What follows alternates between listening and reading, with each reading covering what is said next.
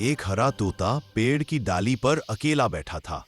आसपास जंगल में हल्की हवा चल रही थी।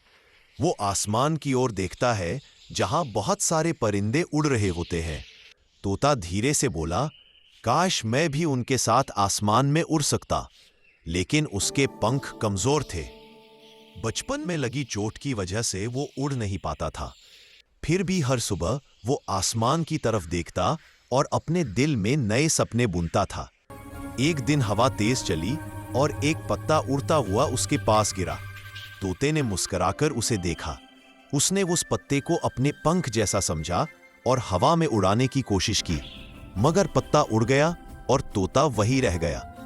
वो पत्ते को उड़ते देखता रहा और धीरे से बोला, शायद सपने भी ऐसे ही होते हैं।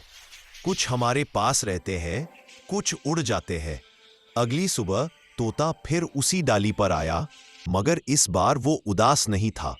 उसने जोर से कहा, मैं उड़ नहीं सकता, लेकिन मैं सपने तो देख सकता हूं। धूप उसके पंखों पर पड़ी। उसने आंखें बंद की और अपने सपनों में खुद को आसमान में ऊंचा उड़ता हुआ देखा।